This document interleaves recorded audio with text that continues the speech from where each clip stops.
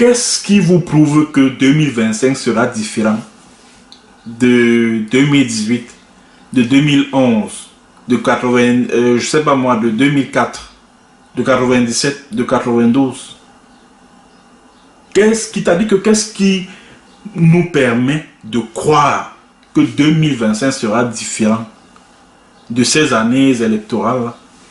Il n'y aura aucune différence. Ça va se passer de la même façon. Le chien ne change jamais la position de s'asseoir. Ça sera la même fraude électorale qu'on a toujours vécue dans l'histoire de ce pays. Ça va se passer de la même manière. Chaque fois que les membres du RDPC interviennent dans les médias, on décèle de l'arrogance et de la condescendance dans leurs propos. Pourquoi? Parce qu'ils savent qu'ils vont gagner les élections. Ils ont déjà tout mis en place pour ça. Et que diront vos opposants chéris? Que c'est le verdict des urnes. Le candidat du RDPC a été élu. Vos opposants chéris vont demander qu'il y ait la paix. Puis ils vont, comme d'habitude, s'installer dans la mangeoire avec le parti au pouvoir au détriment de vos conditions de vie. Non, clairement, il n'y a pas d'élection présidentielle à tenir au Cameroun. Pourquoi? Parce qu'on n'a plus d'état de droit. Alors, quand on n'a plus d'état de droit, ça veut dire qu'on n'aura pas des institutions en capacité d'arbitrer dans une compétition. Alors, si on n'a pas des institutions en capacité d'arbitrer dans une compétition, ben, pourquoi organiser la compétition? En ce moment, ceux qui gardent le pouvoir de force, ils n'ont qu'à assumer que, bon, voilà, nous sommes les plus forts, donc on est là, on garde le pouvoir de force, que d'organiser des simulacres de ce que nous vivons depuis des années. Moi, je vous ai dit que pour en parler, je peux vous dire des choses parce que j'ai été sur place, j'ai vu ce qui s'est passé. Moi, en fait, on vit dans un vrai délire dans notre pays. Hein. J'ai l'habitude de dire que le Cameroun est comme un asile psychiatrique à ciel ouvert. Vous avez des gens qui se pavanent, que vous voyez à gauche, à droite, vous les créditez d'une certaine crédibilité, mais il n'en est rien du tout. Nous avons toujours souhaité qu'il y ait une transition et ce vœu n'a pas encore changé. Maintenant que le peuple se dirige vers une élection pensant que les choses se feront autrement, il est donc souhaitable que le gouvernement garantisse la transparence. Au Cameroun aujourd'hui, aucune élection, quelle qu'elle soit, ne peut se faire dans la transparence, dans la paix et dans le respect des lois. Aucune. Si donc la transparence n'est pas garantie et que la fraude s'invite au scrutin avec un traficotage du verdict des urnes, que doit faire le peuple? Laisser ce qui s'est passé en 1992 se reproduire? Que non. Il faudra revendiquer la victoire volée. Et cela ne peut se faire que par une révolution ou une manifestation populaire. Et où est-ce que le peuple doit faire sa manifestation ou sa révolution populaire? Le peuple, son bureau, c'est la rue. C'est là qu'il s'exprime. Tous les médias du monde entier, on est sûr que le président a entendu et vu ce qu'on veut. Sinon, comment vous êtes sûr qu'il a même écouté ce que vous avez dit? Mais je vous assure que si c'est dans vos bureaux, que vous lui envoyez les messages, il sera obligé. Le peuple s'exprime en manifestant dans la rue et rien ni personne ne doit empêcher ça parce que le peuple est souverain. Et sa souveraineté s'exerce là où il veut l'exercer. Et c'est principalement dans la rue, lorsque les représentants ont échoué à l'accomplissement de leurs devoirs. Quand on parle du pouvoir souverain du peuple, ce pouvoir c'est quoi? Il s'exprime pas? Vous ne voyez pas que dans tous les autres pays, membres de l'ONU, membres de l'Union africaine, faire des marches dans les rues? Sans la violence. Mais est-ce que je dis que c'est avec violence? Révolution populaire ne veut pas dire insurrection populaire, même s'ils sont des synonymes. La rue, c'est le bureau du peuple. Il doit y aller travailler quand il pense qu'il doit parler, écrire. C'est-à-dire parler parce qu'on le voit, parce que c'est son bureau. Le monde entier va voir que le peuple camerounais s'est exprimé. Et plus il y aura du monde sur la route, dans son bureau, mieux ça vaudra. Plus le message sera fort. Et il aura des chances d'être entendu. La rue, votre bureau, il faudra aller y travailler. Nous allons marquer une pause. Eh oui, ça c'est le peuple. C'est son expression que pas dans le monde entier, vous voyez le peuple français marcher, hein. Parce qu'on a la même déclaration universelle des droits de l'homme, comme loi commune, au-dessus de la Constitution.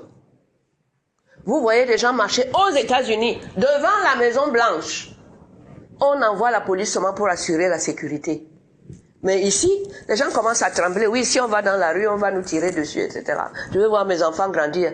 C'est un peuple, ça? Le gouvernement ne veut pas entendre parler d'insurrection, d'accord. Mais que fait-il pour changer les très mauvaises conditions de vie du peuple camerounais? Rien. Et qu'est-ce qu'il propose au peuple? Tout ce qu'il trouve à nous dire. Cette année où on doit refaire la même chose. Tout ce qu'il trouve à nous dire, c'est la paix. Ne bougez pas. On ne peut même pas marcher dans la rue. Dans aucun établissement ici, on a appris la nage dans la boue. Peut-être le militaire. C'est possible. On ne nage pas dans la boue. On n'a pas appris à nager dans la boue. Nous sommes en pleine année électorale et on nage dans la boue. Et il attend qu'on dise que c'est lui qui est élu. Voilà, la paix, la paix, la paix. Au lieu de répondre aux aspirations du peuple, ce gouvernement camerounais s'attelle plutôt à le narguer. Si le président de la République décide de ne suivre que la voie qui va l'amener à battre un record de règne au Cameroun, sans s'occuper de savoir qui l'a mis là au règne, c'est nous. Sans s'occuper d'écouter leurs cris de détresse,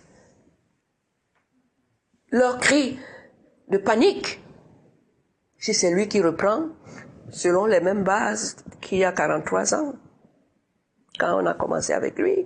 Bon à savoir, la révolution populaire est pacifique. Elle ne signifie pas instaurer le désordre dans un pays, mais plutôt de rétablir l'ordre de la bonne gouvernance. Les forces de l'ordre qui sont souvent plantées dans les rues ne doivent impressionner personne. Elles sont là pour intimider. C'est justement pour que le peuple ne descende pas dans la rue, parce qu'elles savent que si le peuple descend, elles ne pourront rien faire. La police n'est pas là pour tirer sur les gens, y compris dans la rue. On fait des défilés dans les rues. C'est le bureau du peuple. Quand le président organise le défilé du 20 mai sur la rue, ça veut dire que le peuple a sa place là-bas. Et ça veut dire que le président de la République doit prendre des dispositions pour les protéger quand ils sont dans leur bureau. Point. Ce n'est pas que vous ne devez plus aller dans la rue. Aucun texte ne peut interdire ça. Qu'on aille dans la rue. Vous m'avez parlé de textes. Comment ça se dit? On dit que ça souffre même à Marois. Donnez-nous la garantie. Donnez-nous la sécurité. Donnez-nous la stabilité pour nos emplois. Nous avons marre des compressions. Nous avons marre des licenciements. Aïe aïe aïe. Donnez-nous la possibilité d'envoyer nos enfants à l'école. Donnez-nous la possibilité de nous nourrir. Donnez-nous la possibilité de nous vêtir. Oui, donnez-nous la possibilité d'exister. Oh moi, man, aïe aïe. Aïe aïe aïe. Zambé.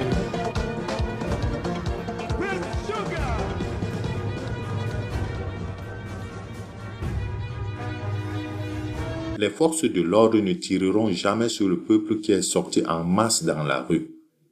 On n'intimide pas les Camerounais. Parce que le Camerounais fait partie des premiers peuples résistants au monde. L'histoire sait. Oui, l'histoire l'avait retenu, comme avait dit le père Thomas Monté.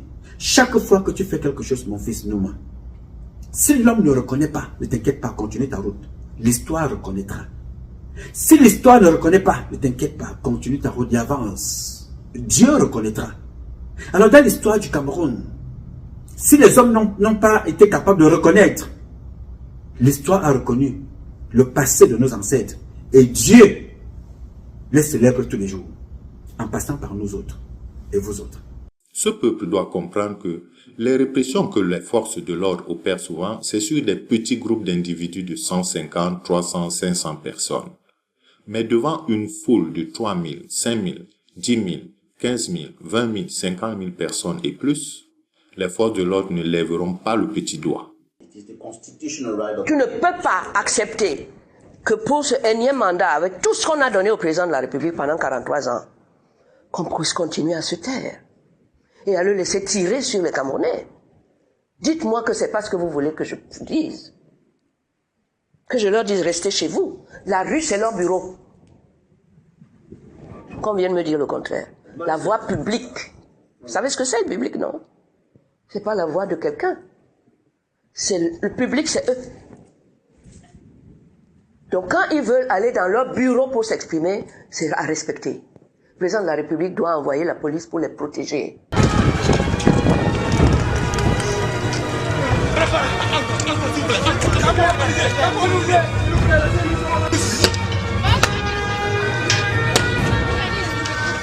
Ils font leur marche, ils s'expriment, ils étouffent déjà, sinon autrement.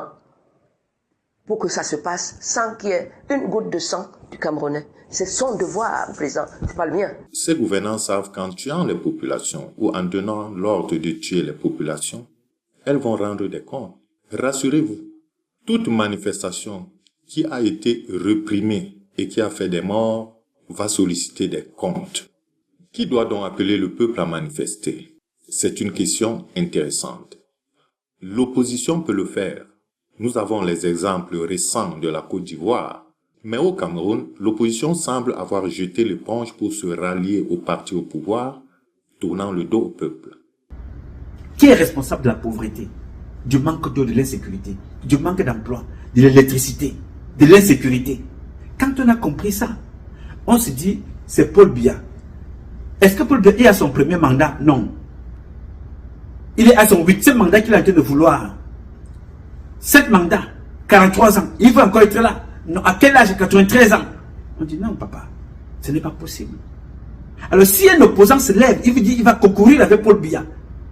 Ça veut dire que cet opposant-là est complice parce que ce sont des poissons qui vivent dans l'eau sale. Ngwalikwas. Parce qu'il y a des poissons qu'on appelle chez moi Ngwalikwas. C'est-à-dire que ce poisson-là, tu le sors, tu le mets dans l'eau propre, il meurt. Les opposants camerounais se sentent bien dans le régime de M. Biya. Vivent dans la saleté. Si tu les sors là, ils meurent parce qu'ils vivent dans la corruption. Et ils ont raison, parce que c'est comme ça que le système de Biya fonctionne. Depuis presque 5 ans, aucun parti d'opposition n'a organisé une marche pour quelque motif que ce soit. J'avais organisé une activité avec les femmes souffrant de handicap à Yaoundé, hein, au quartier Manguier. Donc j'y suis allé. Et puis après, ça crée des problèmes, hein, parce que je me rappelle, on avait fait un don à ces femmes pour qu'elles puissent acheter des machines. C'est des femmes qui souffrant de handicap et qui vivaient de la couture. Donc, on avait fait un don de 500 000 CFA pour qu'elles puissent acheter des machines et pour dynamiser leur activité. Mais c'est là que j'ai découvert que c'est pas comme vous croyez, hein, c'est vraiment ces gens, ils sont sur le double discours. À peine on est sorti de là que les dames en question ont été appelées et menacées. Oui, c'est quoi ces gens? Il n'y a pas un autre parti ici en dehors du RDPC. C'est pas possible que vous recevez. Et ils ont eu des problèmes sérieux, ces dames-là, parce que c'était dans une fondation. Tout ce que vous voyez exister au Cameroun, avec la bienveillance du pouvoir de Yaoundé, la plupart du temps, il y a toujours des deals souterrains. Parce que le combat qui nous a été livré, alors qu'on était comme nouveau parti qui se battait pour créer de la visibilité autour de son travail et agréger davantage de militants, j'ai vu le combat qui nous a été mené pour nous nier toute existence et tout. Donc, et puis on a compris que bon voilà, si vous n'êtes pas sous contrôle, si vous n'êtes pas dans tel secte ou dans quoi au Cameroun, vous pouvez pas. Faut oublier, il y a beaucoup de gens qui jouent avec les Camerounais, mais moi je ne vais pas lancer la pierre aux gens. C'est ça, quand vous vivez au Cameroun, vous n'avez peut-être pas souvent beaucoup de choix que de dealer, de pactiser avec le parti si vous voulez avoir droit au chapitre ou si vous voulez tout simplement avoir le droit de vivre. Il n'y a donc pas de parti d'opposition digne de ce nom au Cameroun. Il faudrait donc que la société civile et les syndicats, bien que dans une léthargie qui ne s'explique pas, se réveillent et se préparent à agir. On entendait leurs leaders jacasser partout dans les médias, mais beaucoup sont en hibernation. Seuls quelques-uns s'affichent actuellement. Ils ont choisi de défendre le peuple et bien qu'ils le fassent. Mais s'ils ne le font pas, Dieu qui est avec nous suscitera d'autres leaders. Les médias aussi devront s'y mettre. Quoi qu'il en soit, que le peuple se prépare à s'exprimer dans le cas où son choix serait détourné par les voleurs de victoire. Cette page n'est pas monétisée, mais vous pouvez partager cette vidéo. Vous pouvez vous abonner si vous le voulez. Visitez les pages Panapo de Facebook et YouTube pour voir d'autres vidéos. Merci de m'avoir écouté. À très bientôt pour mon avis sur un nouveau sujet. Dieu est au ciel et il fait ce qu'il veut. Les hommes sont sur la terre et ils font ce qu'ils peuvent. Lorsqu'ils sont coincés, ils lèvent la tête vers le ciel. Dieu est avec nous.